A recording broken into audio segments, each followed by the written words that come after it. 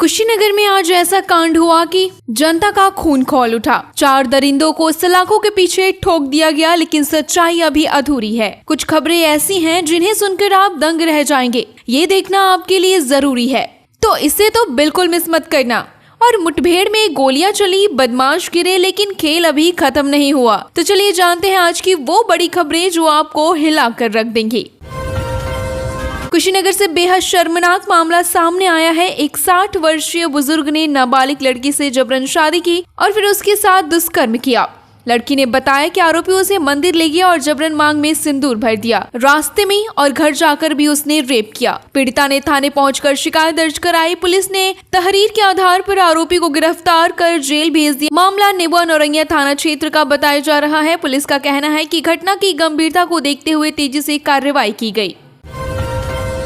मुख्यमंत्री योगी आदित्यनाथ के आदेश पर नगर विकास विभाग ने पूरे प्रदेश में 12 घंटे का विशेष अभियान चलाया। इस दौरान लखनऊ में कर वसूली, गोरखपुर में प्लास्टिक मुक्त अभियान और वाराणसी में कचरा पृथक्करण पर जोर दिया गया। मथुरा वृंदावन में सौंदर्यीकरण हुआ। गाजियाबाद, अयोध्या, शाहजहांपुर और मुरादाबाद में जल भराव और कचरा निस्तारण पर काम हुआ। प्रयागराज और बरेली में सफाई और जल आपूर्ति की व्यवस्था सुधारी गई। कानपुर और अलीगढ़ में खेल सुविधाओं और प्लास्टिक पर रोक को लेकर लोगों को जागरूक किया गया। अधिकारियों का कहना है कि अभियान से नागरिक सुविधाओं में सुधार होगा।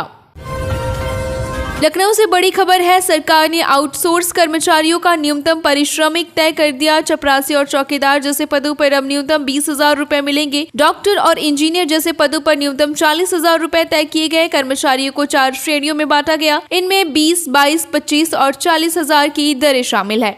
योग्यता के अनुसार पदों का निर्धारण किया जाएगा। सरकार का दावा है कि इससे पारदर्शिता आएगी। कर्मचारियों को भी समय पर पारिश्रमिक मिलेगा। योगी आदित्यनाथ की अध्यक्षता में लखनऊ में कैबिनेट बैठक हुई। इसमें कुल 16 प्रस्ताव रखे गए, 15 को मंजूरी दी गई और कृषि विभाग का एक प्रस्ताव रोक दिया गया। इन फैसलों का असर रोजगार, परिवहन और प्रशासन पर पड़ेगा। सरकार का कहना है कि फैसलों में पारदर्शिता बढ़ेगी, रोजगार के अवसर भी पैदा होंगे। बैठक में विकास से जुड़े मुद्दों पर भी चर्चा की गई। मंत्रियों का कहना है कि सरकार का फोकस जनता को राहत देना है। उत्तर प्रदेश अधीनस्थ सेवा चयन आयोग की प्रारंभिक पात्रता परीक्षा यानी पेट 6 और 7 सितंबर को होगी। जिले में 77 केंद्र बनाए गए। लगभग 96,000 से ज्यादा अभ्यर्थी परीक्षा देंगे। 4 पारियों में करीब 24,000 परीक्षार्थी शामिल होंगे। सीसीटीवी और सुरक्षा के पुख्ता इंतजाम किए गए। हर केंद्र पर मजिस्ट्रेट और व्यवस्थापक तैनात रहेंगे। डीएम मनीष कुमार वर्मा ने तैयारियों की समीक्षा की। रोडवेज ने अतिरिक्त बसों को व्यवस्था की। रेलवे स्टेशन और आसपास भी सुरक्षा बढ़ाई जाएगी। उत्तर प्रदेश सरकार भर्ती बोर्ड ने वन टाइम रजिस्ट्रेशन प्रणाली में बदलाव किया। अब अभ्यर्थियों को एक बार संशोधन का मौका मिलेगा। 31 जुलाई से शुरू हुई इस प्रणाली में अब तक 10 लाख से ज्यादा आवेदन किए गए। उम्मीदवारों की मांग को देखते हुए संशोधन की सुविधा दी गई। यह बदलाव ऑनलाइन लिंक के जरिए किया जा सकता है। बोर्ड का कहना है कि भर्ती प्रक्रिया पूरी तरह पारदर्शी होगी। SCO समिट में भारत और चीन की नजदीकियों ने अमेरिका में बहस छेड़ दी। राष्ट्रपति ट्रंप पर उनके ही लोग सवाल उठा रहे हैं। एक्सपर्ट्स का कहना है कि ट्रंप की नीतियों ने भारत को चीन के करीब पहुंचा दिया। भारत पर भारी टैरिफ लगाने से संबंध कमजोर हुए। विशेषज्ञ एडवर्ड प्राइस ने कहा कि ट्रंप को आर्थिक मामलों की समझ नहीं। वहीं उन्होंने पीएम नरेंद्र मोदी को स्मार्ट बताया। उनका कहना है कि ये साझेदारी कमजोर नहीं होनी चाहिए। कन्नौज से एक चौंकाने वाला मामला सामने आया। समाजवादी पार्टी के पूर्व जिला कोषाध्यक्ष कैश खान को गिरफ्तार कर लिया गया। उन पर जिला बदर आदेश का उल्लंघन करने का आरोप था। गिरफ्तारी के दौरान पुलिस ने उन्हें उनके चचेरे भाई के घर की अटारी से पकड़ा। वे गद्दे में लिपटे छिपे हुए थे। इस घटना का वीडियो सोशल मीडिया पर वायरल हो गया। पुलिस ने उन्हें हिरासत में लेकर पूछताछ शुरू कर दी है।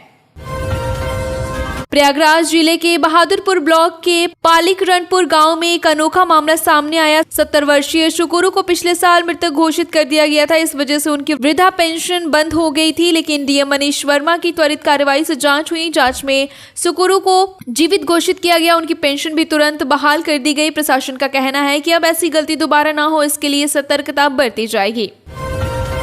इलाहाबाद हाई कोर्ट ने कांग्रेस सांसद राहुल गांधी से जुड़े मामले पर सुनवाई की। अमेरिका में दिए गए बयान पर उनके खिलाफ याचिका दायर की गई थी। एक विशेष अदालत ने मजिस्ट्रेट को FIR पर विचार करने का आदेश दिया था। राहुल गांधी ने इस आदेश को हाई कोर्ट में चुनौती दी। करीब 3 घंटे बहस हुई। कोर्ट ने अपना फैसला सुरक्षित रख लिया। जल्द ही इस पर अंतिम आदेश आएगा।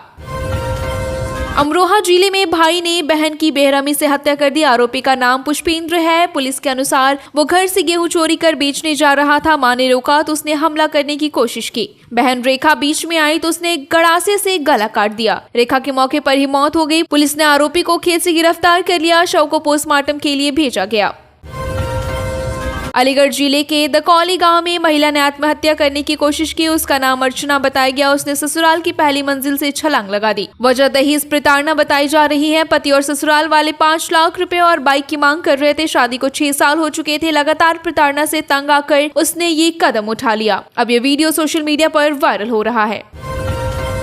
मथुरा में प्रेमानंद महाराज की लोकप्रियता लगातार बढ़ रही है। उनसे मिलने वालों की लंबी कतारें लग रही हैं। बताया जाता है कि वे दिन में सिर्फ 50 से 60 लोगों से ही मिलते हैं। अनुष्का शर्मा और विराट कोहली भी उनके भक्त हैं और अक्सर वृंदावन जाते हैं। हाल ही में राज कुंद्रा और शिल्पा शेट्टी भी उनसे मिले। राज कुंद्रा ने एक इंटरव्यू में कहा कि वे उनसे बेहद प्रभावित हुए। भक्तों का कहना है कि उनसे मिलने के लिए लगभग 1 साल तक इंतजार करना पड़ता है।